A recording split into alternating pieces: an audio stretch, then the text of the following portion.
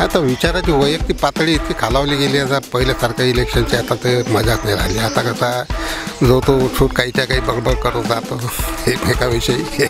बाकीचं बस काही म्हणणं नाही आपलं. कोणता पक्ष येईल हे महत्त्वाचं नाही, कोणती व्यक्ती येईल की जिच्यामुळे आपल्या देशाचा विकास होईल, समाजाचा विकास होईल. आधे लोग बोलते हैं कि पंजा आएगा, कोई बोलता है कि कमल आएगा, दोनों में कांटे की टक्कर है. क्या हो सकता है ये तो अब वोटिंग के बाद ही जब डिक्लेयर होगा तभी पता चलेगा, लेकिन टक्कर बहुत कांटे की है. ये जनता अपना जो मत है वो आखिर तक किसी को बताती नहीं है और मुझे लगता है अमरावती में चौंकाने वाले रिजल्ट आएंगे.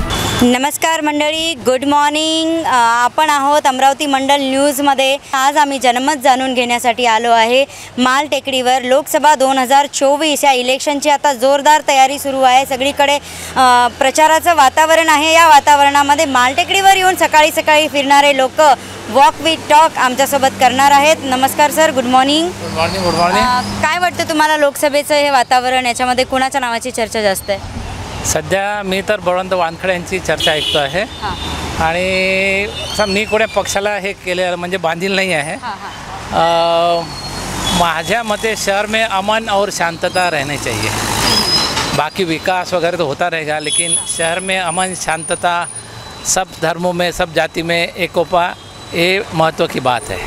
मग तुम्हाला असं काय वाटतं की हे जे निवडणुकीमध्ये एवढे उमेदवार आहेत तर आपल्या शहराची शांतता, अमन हे कुठल्या कोणाच्या नेतृत्वामध्ये राहू सर्वांच्या असं काय आहे, सर्वांच्या समजदारीवर आहे. कोणी एकाने म्हटलं की मी शांतता असं नाही आहे. शांतता म्हणजे सर्व जाती धर्माच्या जे लीडर आहेत, नेते, त्यांनी जर एकत्र बसून या शहराची शांतता कायम ठेवली तर शांतता राहू शकते. आणि अमरावती शहर हे पहिलेपासून आपलं शांतता प्रिय राहिलेलं आहे.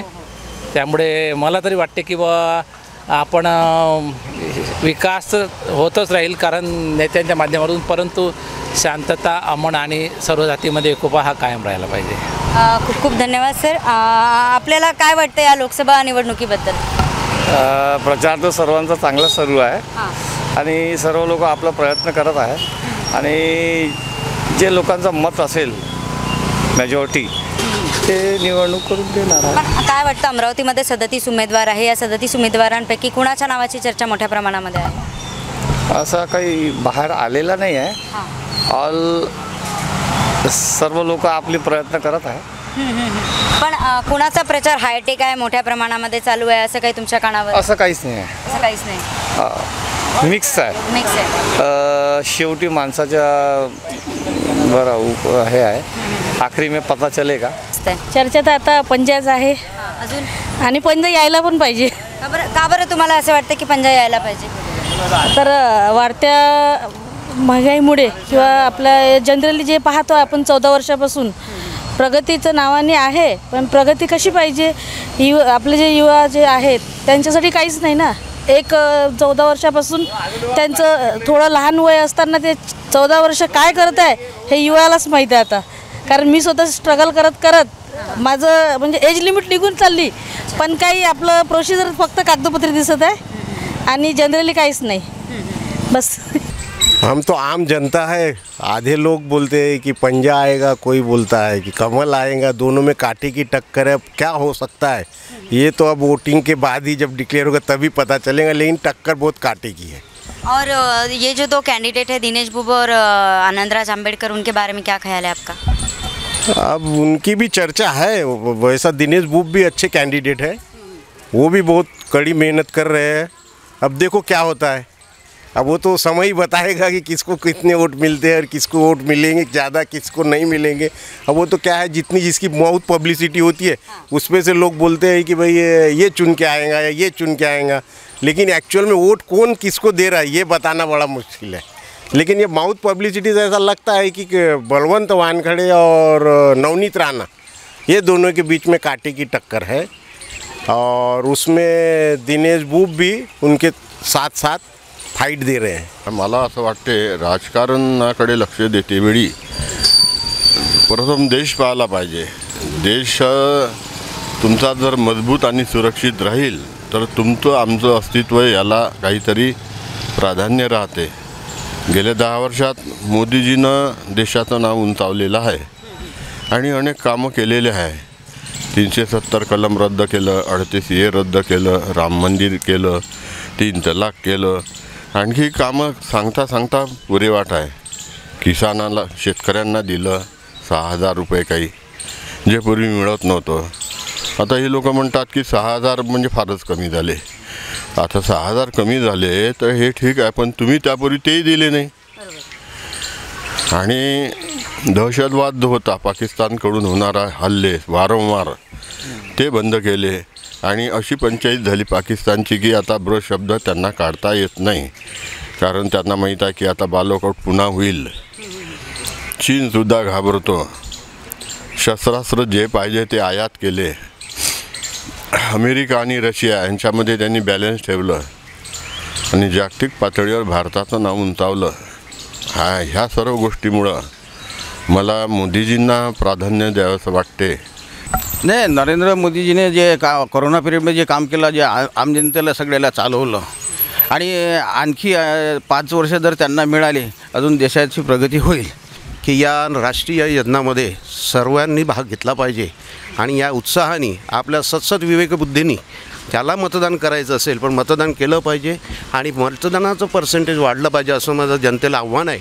या यज्ञामध्ये आपल्या इथे सिनियर सिटीजन भरपूर आहेत, युवकांनीसुद्धा सहभाग घेतला पाहिजे आणि मागच्या ज्या 19 तारखेच्या टप्प्यामध्ये जे इलेक्शनचं पर्सेंटेज दिसतं त्याला वाढलं पाहिजे. खूप कमी आहे. यामध्ये जो निरुत्साह दिसतो, प्रयत्न सगळीकडनं होत आहेत, परंतु राष्ट्रीय लेवलची इलेक्शन आहे त्यामध्ये सर्वांनी सहभाग घेतला पाहिजे ही माझी सर्वांना कळकळीची विनंती आहे. विचार प्रत्येकाचे वेगवेगळे आहेत, परंतु राष्ट्रीय याच्यामध्ये सर्वांनी सहभाग घेतला पाहिजे. हा मोठा महत्त्वाचा भाग आहे आणि हा दिसत नाही.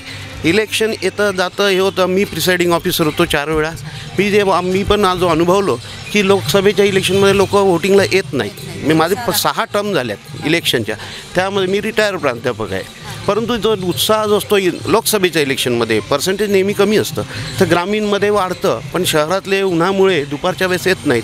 जसे युवक लोक आहेत, नोकरीवाले, सुट्टीचा आनंद घेतात. आपलं राष्ट्रीय कर्तव्य आहे हे आपण प्रत्येकाने समोर येऊन आपण वोट दिलं पाहिजे. प्रत्येकाचे विचार वेगवेगळे असतील, प्रत्येकाला विचारशक्ती आहे. प्रत्येकजण आजकाल TV मीडिया सगळीकडनं पाहत असतो आणि विचार करत असतो, तर त्यांनी सर्वांनी भाग घेतला पाहिजे हेच कळकळीचं. सर, तुम्ही प्राध्यापक आहे तर तुम्हाला काय वाटतं की संसदेमध्ये अमरावतीकडून कशा पद्धतीचा उमेदवार गेला पाहिजे? नाही, हे आता सर्वसामान्य जनतेला सुद्धा कळतं, हे सांगायची आवश्यकता नाही. प्रत्येकाला कळतं. लहान मुलगा जरी असेल शाळेतला, तो आजकाल मीडियाचा इतका त्याचा उपयोग आहे त्याला पण कळतं आणि तो पण त्यामध्ये भाग घेतो. तसंच प्रत्येकाने भाग घेतला पाहिजे. प्रत्येकाचे विचार वेगळे असू शकतात. या लोकसभेमध्ये कोणता पक्ष येईल हे महत्त्वाचं नाही, कोणती व्यक्ती येईल की जिच्यामुळे आपल्या देशाचा विकास होईल, समाजाचा विकास होईल. या सगळ्या उमेदवारांमध्ये तुमच्या पसंतीचा कुठला उमेदवार राहू शकतो? कसा पसंतीक्रम ठरवाल तुम्ही? पसंतीचा म्हणून नाही म्हणणार, एक विशिष्ट व्यक्ती नाही म्हणणार मी. जी व्यक्ती जबाबदार आहे आणि जिला आपल्या समाजाचा विकास व्हावा असं मनापासून वाटतं, ती व्यक्ती उमेदवार म्हणून निवडून आली तर मला जास्त आनंद होईल. बरं, या देशामध्ये असं म्हटलं जातं की अजूनही मोदीजींची लाट आहे, तर तुम्हाला काय वाटतं की सामान्य नागरिक म्हणून ती लाट कायम आहे? हो, माझ्या मते मला वाटतं की मोदींनी जो विकास आपल्या भारताचा केला आहे तो विकास ते जर आले निवडून तर आणखी होऊ शकतो. म्हणजे जनता त्यांना अजून 5 वर्ष किंवा 10 वर्ष देण्याच्या विचारामध्ये राहू शकते असं तुम्हाला वाटतं? मी इतरांचं नाही सांगणार, पण मला असं वाटतं मनापासून की सन्मानाने मोदी साहेब पुन्हा निवडून आले पाहिजे आणि भारताचा विकास आणखी चांगला झाला पाहिजे. आंतरराष्ट्रीय दृष्टिकोनातून जर विचार केला तर मोदी साहेब हेच अतिशय उत्तम आणि उत्कृष्ट असे आहे. पब्लिकच्या मनात काय आहे आणि शेवटी काय होतं, कसं वातावरण बदलतं. कारण काय आहे की हे कॅनव्हासिंग जे असतं किंवा मीटिंग्स असतात तर माणसाचं मन परिवर्तित होत असतं. असे पक्के मतवाले फार कमी असतात की BJPलाच देईल, काँग्रेसलाच देईल असं देणार, आणि माहोलच्या मागे जाणारे जास्तीत जास्त लोक असतात. काय अरे यार उधर माहोल आहे, अभी क्या करते, इसको काय को देते, उसको काय को देते वगैरे. तर आता ते वेळेवर काय होईल कठीण आहे जरा सांगणं. म्हणजे माउथ पब्लिसिटीचा परिणाम या निवडणुकीवर होऊ शकतो असं तुम्हाला वाटतं? होईलच ना, होईल. आणि हां, बस माउथ पब्लिसिटीच म्हटलं ना, तर मित्र हे बसले, अरे यार उधर तो ये इसका माहोल है, उसका माहोल है, ये उनकी है, आणि प्रत्येकजण आपापल्या जवळच्या व्यक्तीबद्दल तारीफ करत असतो. अमरावती जिल्ह्यामध्ये निर्णायक मतं कुणाचे ठरू शकतात असं तुम्हाला वाटतं? नाही, असं नाही सांगता येणार मला. तसं तर मोठं मॉमेडियन्सचं असतं, पण असं त्याच्याच भरोशावर नाही. मग आपले म्हणजे मराठी माणसंही देऊ शकतात ना, आहे की नाही सगळे, पण असं नाही होत. ते निर्णायक वगैरे नाही म्हणतात. बरं, नागपूरचं जे वोटिंग आहे हे अत्यंत कमी झालं, म्हणजे संपूर्ण जिल्ह्यांमध्ये जो पहिला टप्पा झाला इलेक्शनचा त्याच्यामध्ये पर्सेंटेज खूपच कमी आहे. तर अमरावतीच्या जनतेला तुम्ही काय आवाहन करा? नाही, अमरावतीचे लोक देतील, कारण इथल्या सरकारी यंत्रणेने पण खूप कष्ट घेतले त्यासाठी. सगळ्यांना सांगितलं आहे की बुवा चांगलं मतदान करा वगैरे, खूप कष्ट घेतले, तर त्याचा फायदा होईल काही ना काही आणि चांगलं मतदान होईल.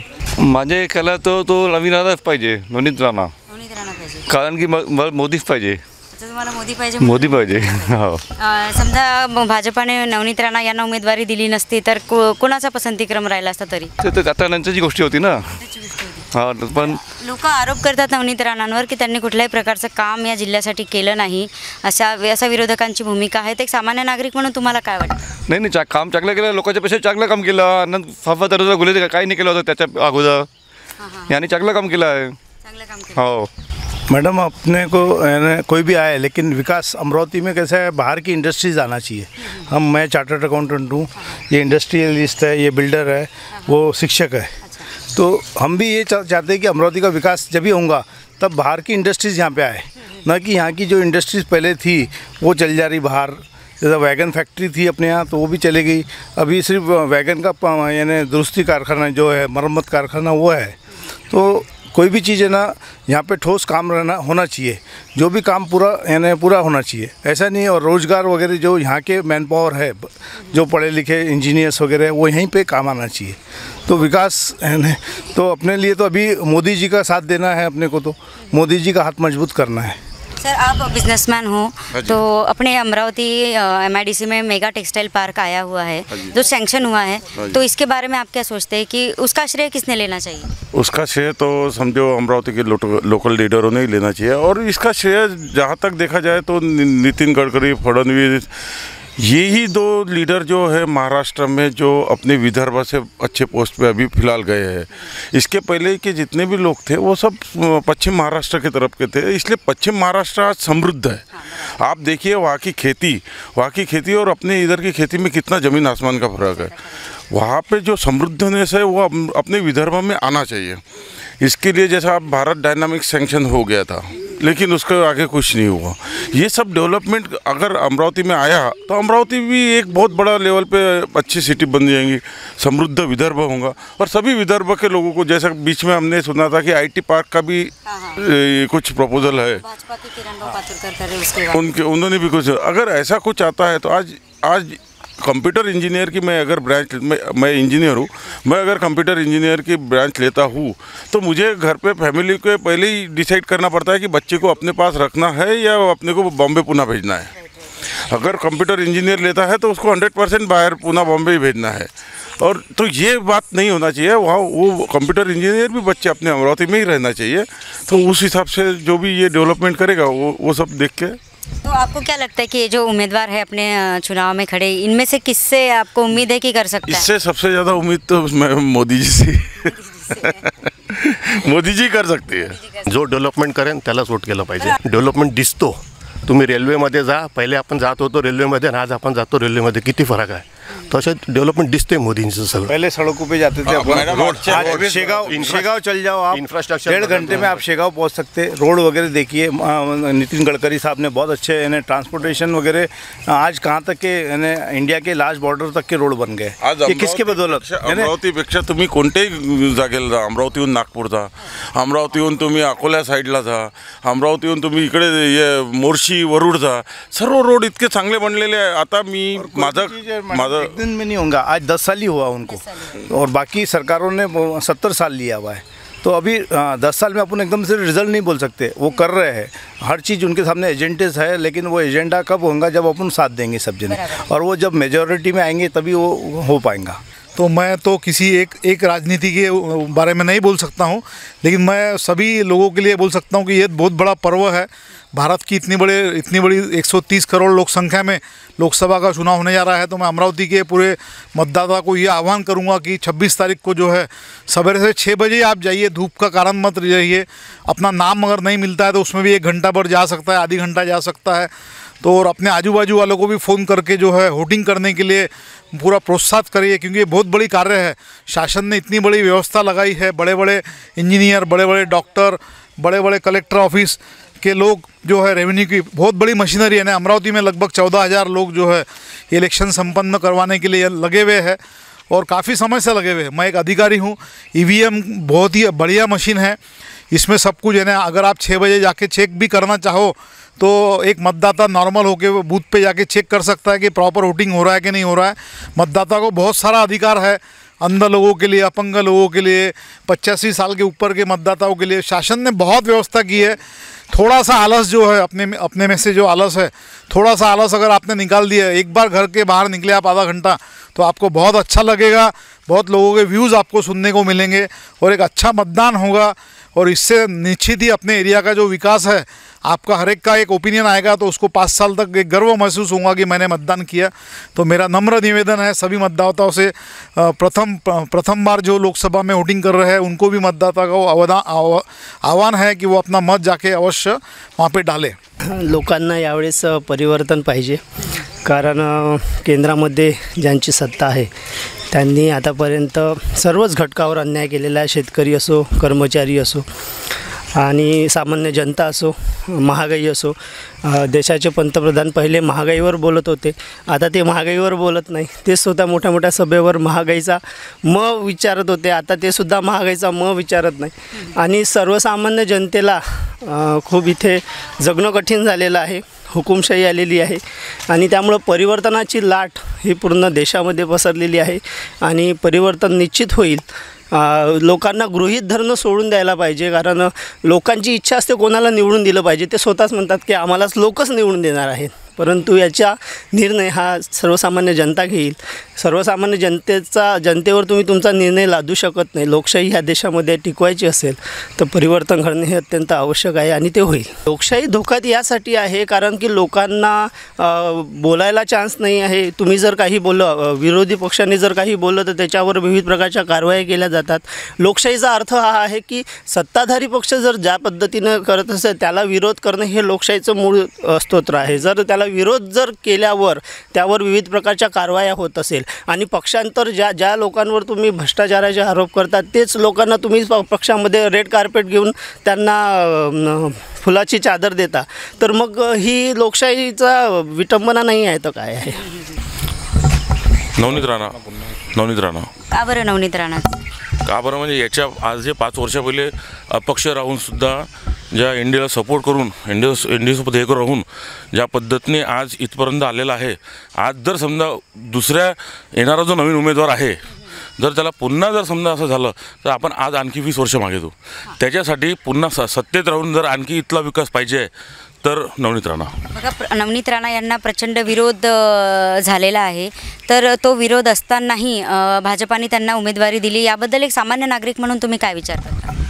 नाही, उमेदवारी दिली याचा अर्थ भाजपने कुठेतरी त्या गोष्टीचा अभ्यास केला असेल ना, कारण उमेदवारी दिली याचा अर्थ असा नाही, कारण त्यांनी सपोर्ट पण पुन्हा संसदमध्ये राहून पुन्हा त्यांच्याच बाजूला त्यांची हे मांडलेली आहे आणि त्याच्यानंतरही स्थानिक लेवलची खासदार असून किती मागच्या वेळेस किती वोटिंगमधून त्या निवडून आल्या आणि काय त्यांचं इथं जे देवेंद्र फडणवीस साहेब जे येत होते, यांच्या जे सभा होत होत्या, हे जे पाहत होतं, ह्या सगळ्या वातावरणाचा अभ्यास करून त्या गोष्टी झालेल्या आहे।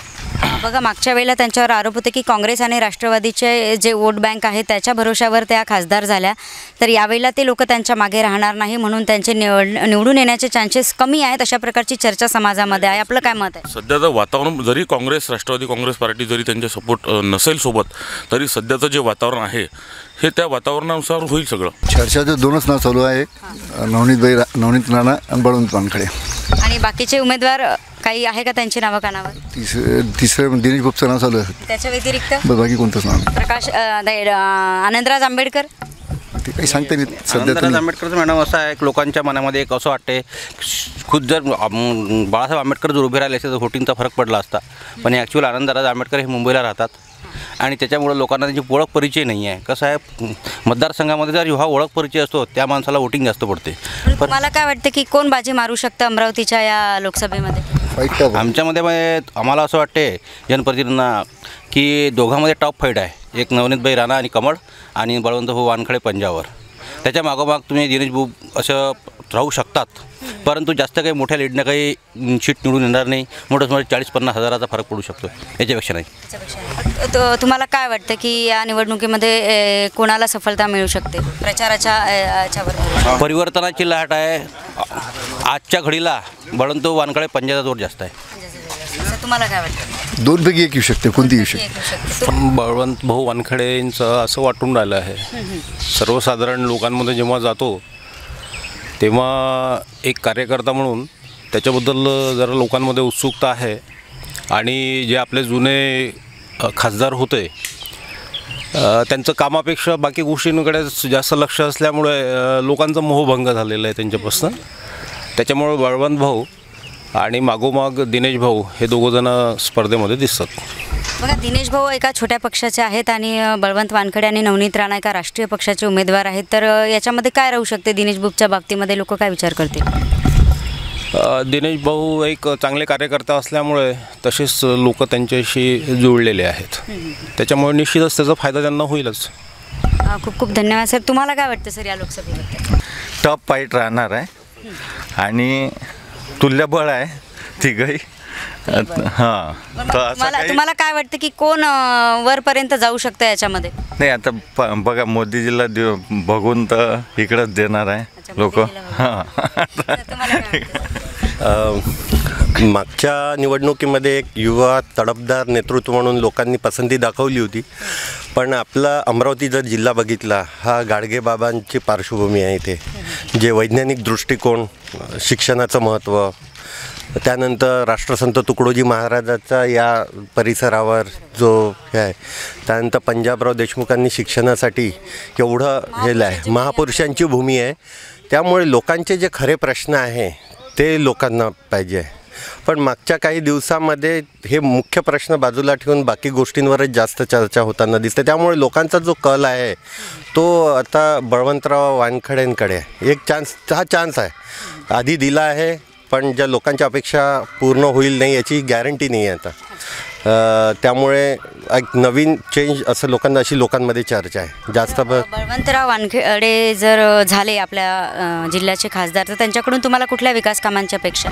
सर्वात महत्त्वाचं म्हणजे सर्वसामान्यांचे जे प्रश्न आहे, जो ॲक्सेस असतो सर्वसामान्यांचा, तर तो लोकांना असं वाटतं की एक आपला जवळचा माणूस आणि आपले प्रश्न समजून घेणारा.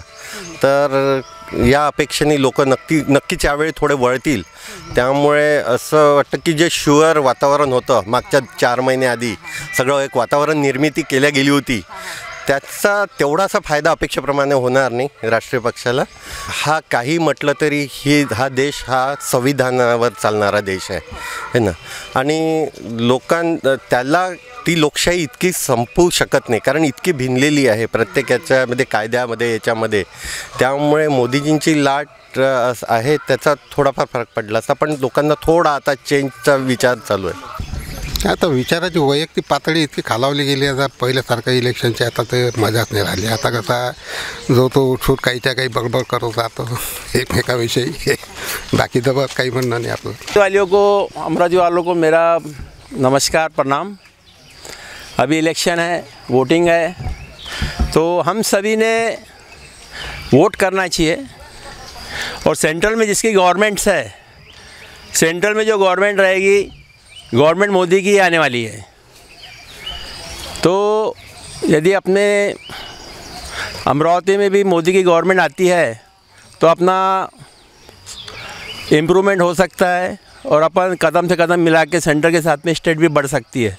तो मेरा सभी को रिक्वेस्ट है कि जैसे पहले अंग्रेज़ों ने अपने यहाँ पर अपने को गुलाम बनाया, बाद में मुग़लों ने शासन किया, और हम नहीं चाहते कि भाई फिर से वैसा कुछ घटित हो. तो हमने ज़रूर यानी हिंदू धर्म की रक्षा के लिए बीजेपी को वोट देना चाहिए. सबसे बड़ी चिंता की बात तो ये है मैडम कि जो पहला चरण हुआ है उसमें जो मतदान का प्रतिशत कम हुआ है, ये बहुत चिंतनीय बात है.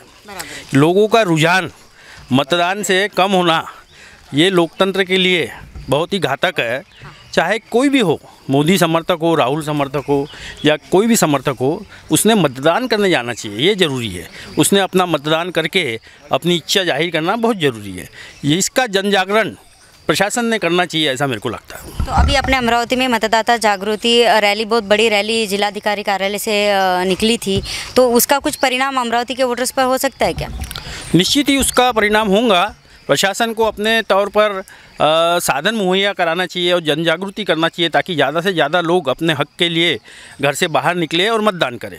तो अमरावती के इलेक्शन में आपको क्या लगता है कौन ऊपर रहेगा? देखिए मैडम, ये तो विषय जनता के ऊपर है। जनता अपना मत आखिर समय तक बताती नहीं है। चाहे लोग कह रहे हैं कुछ लोग कि मोदी लहर है, या फिर कुछ लोग कह रहे हैं कि यहाँ पर विरोधी लहर चल रही है, लेकिन मैं नहीं मानता कि इस तरह का कोई विषय है। ये जनता अपना जो मत है वो आखिर तक किसी को बताती नहीं है, और मुझे लगता है अमरावती में चौंकाने वाले रिझल्ट आएंगे। अमरावतीमध्ये तिरंगी लढत आहे, कोणत्याच बाजूने आपण काही सांगू शकत नाही। जो त्यांचा विनिंग कॅन्डिडेट आहे तो त्यांचा नव्हता ना, तो वेळेवर आलेला आहे ना। तर लोक कसं आहे माहिती आहे का, विश्वास करायला तयार नसतात। आणि कसं असतं, जे लोकल लोक असतात ती तरी आपल्या जवळची जी लोक असतात त्याच्याशी रिलेटेड बोलतात। ते 400 पार वगैरे आपल्याला देशाचं राजकारणाचं बोलायचं नाही आहे, पण जी सामान्य पब्लिक आहे तिला विश्वासू कॅन्डिडेट म्हणून वाटत नसेल। तुमच्या दृष्टीने कुणाला पसंतीक्रम राहू शकतो तुमचा? नाही, पसंतीक्रमाचं मी बोलू शकत नाही सध्या। माझं वोट तर मी सांगू शकत नाही तुम्हाला, पण संभ्रमाची अवस्था आहे। जी काही जागा निघेल ती काही खूप मोठ्या लीडने निघणार नाही असं मला वाटतं। मला तर असं वाटतं की जे बोलल्या जाते, जे कॅन्डिडेट आहे जे बोलल्या जाते त्याच्यापेक्षा जो कॅन्डिडेट कसा आहे आणि आतापर्यंत त्याचं काम कसं होतं, तर त्या हिशोबाने लोक अंदाजा लावू शकते की कोण काम करणार आहे, कोण काम करणारं नाही आहे। आणि फक्त भाषण देऊन आणि खूप जास्त म्हणजे तुम्हाला आश्वासने देऊन की मी हे करेल ते करेल, त्याच्यापेक्षा कॅन्डिडेट कसा आहे आणि तो कसा काम करू शकते त्या हिशोबाने त्याचा विचार करून लोकांनी वोट करायला पाहिजे आणि वोट करायलाच पाहिजे। आता आश्वासन हा इलेक्शनचा पायाच आहे, कारण तो अजेंडा राबवल्याशिवाय ते लोक पुढेच नाही जाऊ शकत। तर मग आश्वासन देणारी या देशामध्ये प्रत्येक पार्टी आहे, तर मग अशा वेळेला कसा विचार झाला पाहिजे? इतके वर्षापासून आपण बघतोय ना, कोण आश्वासन देऊ फक्त आश्वासनच देतो आणि काम करतो की नाही, आणि कोण करणार आहे हे तो इतके 5 वर्षामध्ये लोकांना माहीतच पडलेलं आहे ना, त्या हिशोबाने ते ठरवतील। खूप खूप धन्यवाद मैडम। आपको क्या लगता है इस चुनाव के बारे में? मला तर हेच वाटते मॅम की आजपर्यंत जे म्हणजे शेतकऱ्याची दयनीय अवस्था आणि जे नवीन पिढी आहे ज्यांना गरज आहे, म्हणजे खालच्या लेवलपासून मोठ्यापर्यंत जे आजपर्यंत विद्यार्थी शिकत आहे त्यांच्या बाबतीत ज्या सरकारने त्यांचा विचार केला असेल त्या सरकारविषयी माझं मत आहे की त्यांना वोट द्यायला पाहिजे। या अमरावतीमध्ये एवढे उमेदवार आहे, याच्यापैकी कुणाच्या नावाची चर्चा जास्त आहे? मी तर हे नाही सांगू शकत मॅडम तुम्हाला, हे तर मी सांगू शकत नाही कोणाची चर्चा हे नाही सांगू शकत। फक्त मला एवढंच म्हणायचं आहे की जो कोणी येईल निवडून त्यांनी सगळा विचार म्हणजे आजच्या परिस्थितीवर जे विद्यार्थ्याच्या बाबतीत बोलत आहे मी, एज्युकेशन जे आजपर्यंत त्यांना सर्व्हिस मिळाले नाही गव्हर्नमेंटच्या, त्या जर सगळ्या ज्यांना ते पाहिजे ते जर गवर्नमेंट करत असेल ते गवर्नमेंट हवं आहे। हवा तो बलवंत जी वानखड़े की है, क्योंकि नवनीत जी राणा जो अपने खासदार है उन्होंने 5 साल में कुछ विकास करे नहीं। अगरचे वो आ भी गए चुन के तो मोदी लहर की वजह से आएंगे, उसके अलावा तो आ नहीं सकते। इसीलिए उन्होंने दल भी बदल दिया उनका, क्योंकि पहले वो राष्ट्रवादी कांग्रेस के थे, अभी उनका कुछ था नहीं चांसेस आने के, इसलिए मोदी लहर का साथ लेके उन्होंने अपना दल बदल लिए। 5 साल में कुछ विकास करे नहीं, जनता तो बहुत नाराज़ है उनसे, 5 साल में कुछ विकास ही नहीं करे उन्होंने। और बिल्कुल भी मतलब अभी वानखड़े जी की हवा है। हाँ, वानखड़े जी की। तीनों की टफ फाइट है बहुत। तीनों की? हाँ। कौन 3 लोग? तीनों नवनीत राणा, बलवंत वानखड़े और दिनेश बुब। अभी दिनेश बुब तो एक बहुत छोटे पक्ष से खड़े हैं, तो क्या लगता है जनता उनके पीछे जाएंगी? हाँ जाएगी, लोकल अमरावती तो जाएगी। ग्रामीण में बच्चू कडू का है अच्छा माहौल, और इसमें वोट तो अच्छे लेंगे। अभी किसी का भी कुछ बोल नहीं सकते कि कौन बाकी थोड़ी बढ़त से विजयी होंगे तीनों में से कोई भी। तीनों में से कोई। हाँ। तो आपके पसंद का उम्मीदवार कौन रह सकता है? हमारे लिए तीनों ही साथ में, अब देखते हैं, करते हैं विचार। हाँ, सोचा नहीं है? नहीं, अभी तक सोचा नहीं है। 15 साल से यहाँ पर एयरपोर्ट नहीं बन पाया है। हाँ, तो यहाँ पर जो है, और अभी भी जो नेता देख रहे हैं तो पुरानों से तो कोई ऐसा लगता ही नहीं है, क्योंकि ये 20-25 साल से यही चल रहे हैं। तो नया कोई आए या फिर कोई ऐसा आए कि जो अपना काम नहीं करते हुए अपने शहर का, अपने देश का काम करे, तो ऐसा जो अभी समझ में आएगा। तो मैं 10-15 दिन से पेपर वगैरह स्टडी कर रहा हूँ, तो इसमें कोई आएगा कि कोई वो जो है मतलब शहर के लिए कोई काम करे, तो ऐसे आदमी को मैं अपना मत देने का सोच रहा हूँ। ये जो इतने सारे उम्मीदवार हैं 37, उनमें से आपके सोच का उम्मीदवार कौन हो सकता है? वैसे तो पुराने से तो मेरे 10-15 साल से देख रहा हूँ कि बड़े बड़े अमरावती जो शहर जो है, यहाँ पर अभी ड्रेनेज सिस्टम ही नहीं आया है। बड़े बड़े पाइपर वो छोटे छोटे शहरों में उधर हो गया है। मैं इंदौर से रहा, मेरी सर्विस ज़्यादा इंदौर में तो 20 साल पहले से आ गया था। तो अपन जो है इंदौर से 20-25 साल पीछे चल रहे हैं। और ये पुराने ये जितने भी नेता हैं, इन लोगों का इस तरफ ध्यान ही नहीं है। वो अपने जो है अपने हिसाब से और बाहर वाले को किसी को आने नहीं देते। ना एयरपोर्ट बना है, ना अमरावती में ड्रेनेज सिस्टम हुई है। तो ऐसा कोई समझदार आदमी मेरे अभी समझ में जो है, मैं भी कर रहा हूँ, 1-2 महीने से यहाँ पर आया हूँ, तो यहाँ स्टडी कर रहा हूँ। जो समझ में आएगा मैं तो उसको दूंगा। बघितलं मंडळी, तर आपण होतो अमरावतीच्या प्रसिद्ध अशा या माल टेकडीवर, जिथलं वातावरण एकदम थंड असतं, पण लोकांची मतं मात्र गरमागरम झालेली आहे। आपण आज माल टेकडीवर घेतलं आहे लोकसभा निवडणूक 2024चं जनमत, आणि लोक व्यक्त झाले आहेत त्यांच्या बाजूने। बघत रहा अमरावती मंडल न्यूज। आमच्या यूट्यूब चॅनलला सबस्क्राईब करा आणि फेसबुक पेजला फॉलो करा। धन्यवाद।